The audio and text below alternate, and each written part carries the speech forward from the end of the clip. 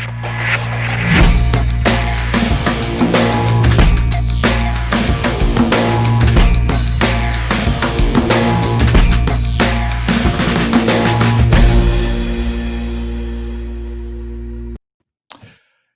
Monday, everybody. Welcome to today's Daily Distinction. I am so glad that you are here. We got a couple cool things to talk about today, but most importantly, I got an interesting topic, I think. It's why training doesn't work. Now, I'm not saying that training doesn't work at all. I'm saying when training doesn't work, here's the reasons that it doesn't work. If we know these reasons or why training doesn't work, we can eliminate them. So we're going to be talking about why training doesn't work on today's Daily Distinction. And by the way, this means whether you are helping create training for the organization where you work, or whether it might be that you are going to join a course, anything from masterclass to when we did post-pandemic events to anything like that. It will help you understand when training fails, here's the reason why training fails. Ted, happy Monday to you. Glad that you are here. Thanks for being here. Janice, so great to see you. Thank you for being a part of this. Hey, coffee cheers to you too as well, Brian. Creative juices flowing today. Get caffeined up. Yes, absolutely. And man, got a big announcement for you coming your way. Carlos, so great to see you. And I hope that you're doing well after all the challenges that you've been facing with the fires in California. I've been thinking a lot about you. So I hope things are okay with you after all the challenges and situations that you've been going through there. So good to see you here. Even an earthquake, right? Happened here not too long ago in Los Angeles area, just a little bit ago. So why training doesn't work? Special announcement. You're going to be the first to hear it. We've got an email going out about it tomorrow. But for the folks that watch Daily Distinction, I wanted you to hear it first. Hey, Mike, good to see you. Happy Monday to you in Illinois. Hope everything is great with you. So we've been talking about the Distinction Summit, of course, and you can enroll now. Stand out and earn more. The Distinction Summit is coming up October 16 to 18. October 16th to 18th is the Distinction Summit. I hope you have it on your calendar. Just go to distinctionsummit.com and you can get $100 off when you use our code, and our code is DISTINCT2020. And we're going to reveal the first of several special guests for the Distinction Summit today. You can probably imagine, if you are a viewer of Daily Distinction, who some of our special guests might be. But here is one that you might not have thought of, which is part of why I'm making the announcement first. The first of our special guests that you will get to hear during the Distinction Summit is Sage STEELE from ESPN. How about that? Sage is going to be joining us for the Distinction Summit, and I cannot begin to tell you how excited I am about that. That Sage is going to be a part of what we're doing at the Distinction Summit. She is going to be doing an interview with me. And if you wonder, how does this fit in with what we're talking about in terms of the Distinction Summit? What you might not know is this. Sage and I used to work together. Sage, in one of her very first jobs in television, was as the sports anchor when I anchored the news in Indianapolis on the weekends in Indy. And Sage has been a good friend and a close friend for a long period of time. And I'm just so thrilled that she is going to be a part of this. If you don't know Sage, Sage is the anchor of the 6 o'clock Sports Center on ESPN. It's the highest rated sports center, and she is just absolutely a spectacular person. And she is going to be talking about one of the things that I know from experience with Sage is how hard she has worked to get where she is. And I also know that once you get to the top, it's incredibly difficult to stay there. She is in one of the most competitive businesses in the world, sports broadcasting. And so she's going to talk about how her creating distinction helped her rise to the top of her field and what she's learned from that to be able to help you create distinction, whatever it is that you might do. So, Distinction Summit is very, very pleased to announce I spent a long time this weekend talking with Sage and catching up, and she is excited about being a part of it as well. So our first of our guest speakers that I wanted to announce is Sage STEELE from ESPN, and she is going to be a part of the program. So what you need to do is to get to distinctionsummit.com. Make sure you use the code. It's under $100 to attend. If you sign up for a general admission ticket, just getting that taken care of up there. So go do that. That would be so great. So great. Count down the weeks till the summit. Not many left, Brian. It's almost on top of us. Yes. How about that? Is that cool that Sage is going to be a part of that? She went to a Big Ten school, but it was not Penn State. She is a graduate of Indiana University. Yes, she knew me when. So, and I knew her when. So very cool. Hey, there's my pal Eric Swanson. Good to see you, Eric. That's great. Hey, would love to be a part of your conference as well. Ruby, so great to see you. Isn't that exciting? I mean, you're such a sports fan, and I think I told you that when I had a chance to meet your friend, Coach Popovich, Greg Popovich, it was because of Sage. Sage's dad was the first African-American football player at West Point. And her dad is one of the most impressive people that I've ever met. The Colonel, as they affectionately call him. He's amazing. And he knew Pop was at the Air Force Academy, I believe.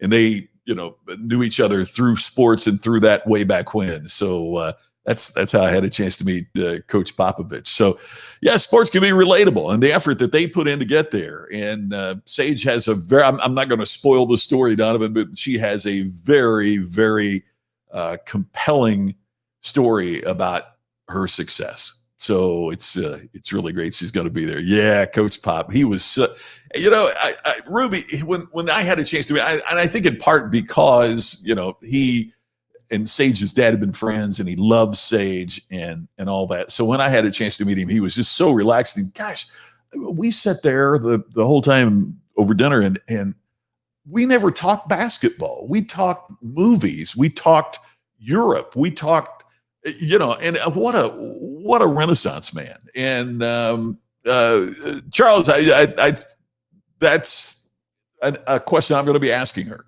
Is about that. So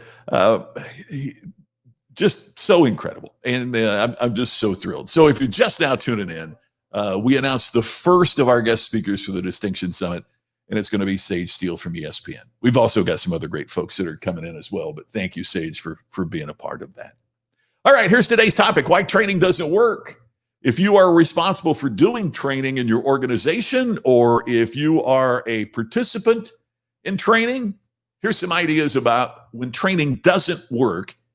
I've got 6 reasons why training sometimes fail to deliver what we want. So as you think about anything from training courses that you might create for your team, or training courses that you might enroll and participate in, here are some things to be aware of why, when it doesn't work, here's why it doesn't work. So first of all, and I think this is a really important one, the first 4 of the 6 are something that's lacking in the process. And number 1 is the lack of clear goals or objectives. What are the specific goals of the training program? What are the objectives that the training program is supposed to accomplish? Generic training generates generic results. Can I repeat that for you? Generic training generates generic results, which means that it doesn't accomplish very much. Right? I mean, one of the challenges, when I went to my first sales training class, and then when I taught sales training for an organization, we did a thing about a pen, and it was trying to teach you the difference between features, advantages, and benefits. So the feature of the pen that gave it an advantage and how that benefits you. And I left that training with a great ability to go out and sell a pen, but not my product that you couldn't put in your hand. And so generic sales training taught me how to sell a pen, but it didn't teach me how to sell my product. To me, that's a lack of clear goals or objectives. That's a lack of the clear and specific goals and objectives that training needs to accomplish. You're better off with shorter training with specific goals and specific objectives than a 4-day generic course that's going to teach you sales, right? I mean, the more that you can make it clear and the more that you can make it specific, the greater the likelihood is that the training is going to benefit those that participate. Ruby says, thought of Coach Pop being relaxed with a sportscaster. Yeah, it's because he knew her first when she wasn't a sportscaster. I think is why that happened. Hey, Dana Williams. Okay, yeah, the number one reason training doesn't work is the trainer sucks. I love that. There you go. Oh, which I hope people don't say when I'm the trainer. That's all I've got to say. You know, good to see you. Yeah, Donovan, there's not many open positions in pen sales, but I was ready. If they needed one, I could teach you how to sell a 5mm mechanical pencil. Hey, Brian, thank you for sharing. I appreciate that. Yes, thanks, Eric, for reposting that. Generic training creates generic results. Absolutely. That's number one. Okay, here's number two. The lack of alignment and engagement from leaders. If you're a part of an organization and you know that the leaders aren't committed and there's not alignment between that training and what the organization is doing, then the training is doomed to fail. And your people know whether you think they do or not. A couple of years ago, I did a 3-day program on the ultimate customer experience for a company that started with the leader of the organization saying, it's good that you're talking about this, but what I really need you to do is to get out there and sell.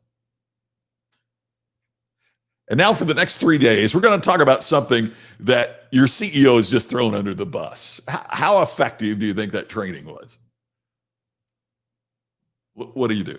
Right? So if the leaders aren't engaged and if the leaders aren't aligned, you can have the clear goals and objectives, right? The objective and the goal of that program on the ultimate customer experience was really precise. It was to teach them how to create greater customer experiences for their customers.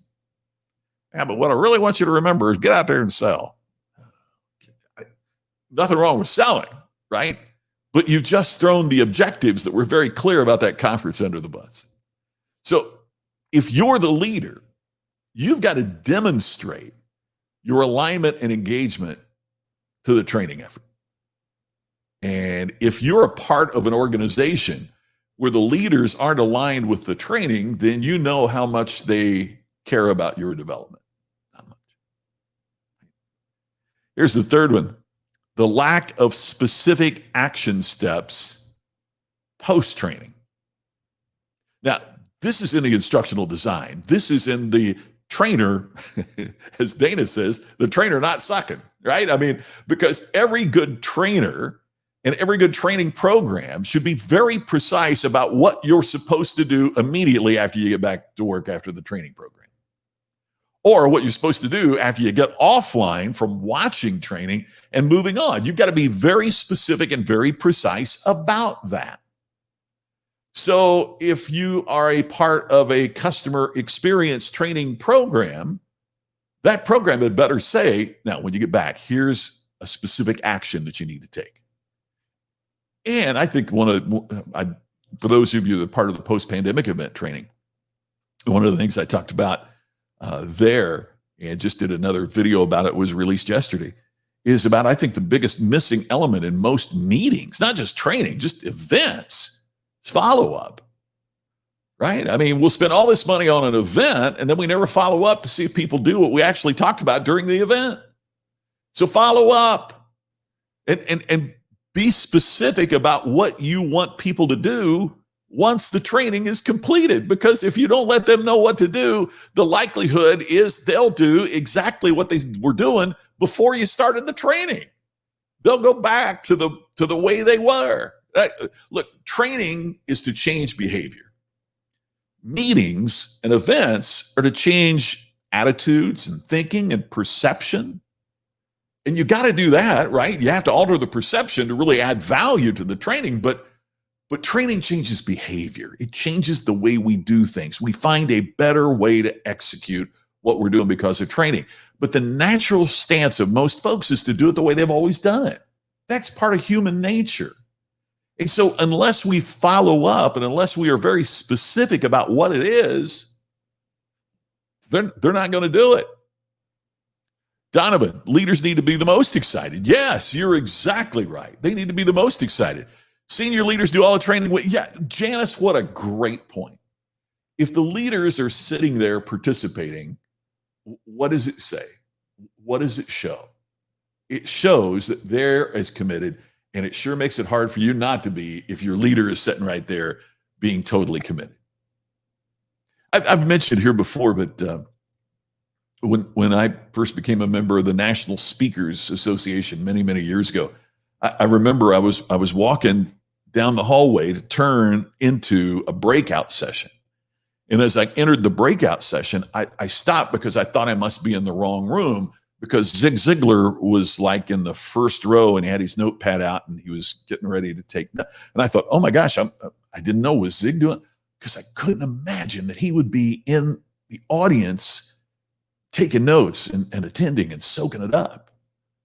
Well, that's what he did. And so I thought, I better write down these notes. I better write, because his commitment inspired my commitment. And so that's why what you're saying, Jazz, is such an important point, because when leaders do the training, it creates total buy-in. Total buy-in. Donovan, perfect. Follow up with every training with the people that you train. Absolutely, which every trainer should be doing. Number 4 is the lack of interactivity and skill building. Hit the wrong button there, previewed number 5, but number 4 is the lack of interactivity and skill building. Now, look, I think sometimes speakers, keynote speakers, get too hung up on audience interactivity. Larry Winget and I have, and I think Mark Sanborn's kind of the same way as well, and we talk about this a lot, that sometimes speakers do interactivity because they're not dynamic enough in their own presentation. Just a thought. When it comes to training, however, it's a different story as opposed to a 45-minute keynote speech. Training is a different story. You need to practice the skills that you're trying to build, and that requires interactivity. There are a lot of speakers who do miserable training programs because they try to turn a training session into a long keynote speech. And there's a fundamental difference between a meeting presentation and a training session. Training sessions require interactivity and skill building. See, I think that's one of the challenges that we have to face with virtual training. Is virtual training in many ways is too much of the, here's a data dump, here's an information dump. I overwhelm you with information and ideas, but I don't give you any opportunity to practice it. And unless people get a chance to interact and to build their skills through practice, you really don't have training. What you have is a meeting. Now, there's nothing wrong with meetings. Just don't call them training. Meetings change thoughts, attitudes, perception. Training changes behavior. The fundamental difference right there. So, Ted, bingo. You are so right. No matter how many laps we made around the track, we still need to keep learning. I mean, when we're green, we're growing. And when we're ripe, we have started to rot. So we got to stay green and growing. We've got to continue to learn. Ernest, thank you, my friend. I appreciate you sharing this. Thank you. Yeah, exactly. Yeah, that's a great point, Brian. It parallels the customer experience. How do we make that better? How do we do that? How do we grow that? And you don't get the outcome. It's the old thing of Alice in Wonderland and the Cheshire Cat, right? Oft-told story that Alice is going down the road. She looks up, she sees the Cheshire Cat. There is a fork in the road. Alice asks the cat, which way do I go? And the cat says, where are you heading? And Alice says, I don't know. And so the cat says, then it doesn't matter what road you take. Hey, if you don't know where you're going, it doesn't matter what road you take to get there. So number 4 is a lack of interactivity and skill building. Number 5, training just for training's sake. Training's something we got to do, right? Oh, gee, we've got to have so many hours to keep our certification or to keep our license so we do training just for training's sake without a sincere commitment to learn, to grow, to improve. To Ted's point, we got to keep learning. I mean, that's one of the things that always fascinated me about when we were doing the Ultimate Business Summit is that many of the people that were there were not the people that really needed the information, but they wanted to continue to learn. They want to continue to keep sharpening their axe. They wanted to continue to keep sharpening their skills. The people who say, I don't have time for training are most frequently the ones who really need it the most. Right? So training just for training's sake is never good, is never yeah, that's a better way to put it, Ruby. You're right. It's just a check in the box. I need so many hours training, check. And the company says, well, we got to provide so much training, check. They check the box. But it's not a concerted effort to improve the activity and the behavior of the people that are a part of it. So critical. Here's the 6th and final one. Thinking the training will be the silver bullet solution. Man, our sales will skyrocket if we just had the right sales training. Then sales don't skyrocket, and you never stop to think that your customer service is bad or that your product needs improvement. It's that the training didn't work. We better get another trainer. Now, maybe you need to improve your customer service. Maybe you need to make your product better. Maybe your call center is driving people away. Maybe, training is to improve and enhance behavior, but it's not the silver bullet that's going to solve any problem, every problem. I hate it too, Charles. That's why we continue to learn, isn't it, my friend? That's so good. Yeah, and that happens too often, Ruby. You're so right. The whole purpose is missing if people going through the motions who want to rebel. Yes, absolutely. So training isn't going to be the answer that solves all the problem. So don't blame the training. Yes, Darcy, right. Blame the training? Not. We shouldn't be doing it. Look, maybe your hiring practices aren't getting the right people in there. There's a myriad of reasons. Training can improve the situation. And admittedly, I mean, we all know this. There's some training that's more effective than others. Some training that achieves the desired results more than others.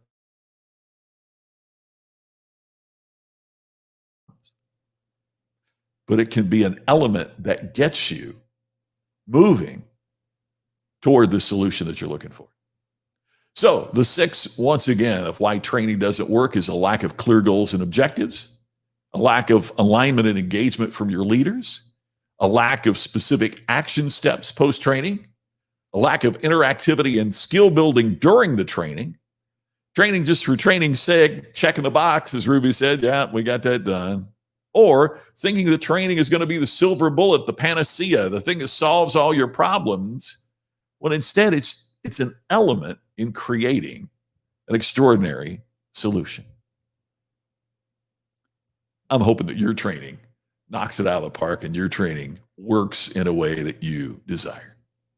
Hey, this has been a big announcement today. In case you're just getting here, we revealed the first of several special guests for the Distinction Summit. It's STEELE from ESPN.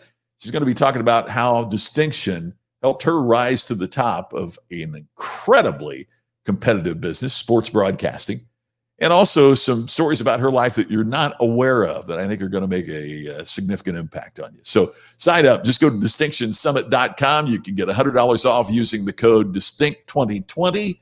Makes it under $100 for a general admission ticket to be there for 3 days of the Distinction Summit.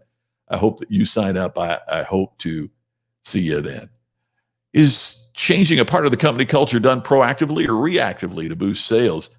Depends on the company, Brian. I don't mean to give you a definite maybe, but there are some companies that see that sales aren't where they need to be. And so they wisely say, we need to take a look at our culture. Is our culture part of this problem? And so they react. There are others that sales are good, but they could be better. And then we look at the culture as a part of that. How could making this a better place to work enhance the connectivity that our team has with customers?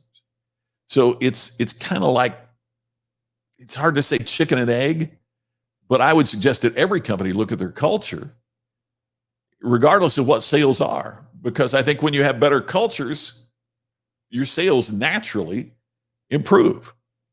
Meet with your HR team on Wednesday, talk about employee training programs. Hey, Ted, good. There you go. Well, let me know if I can help with that. I appreciate that. Thanks.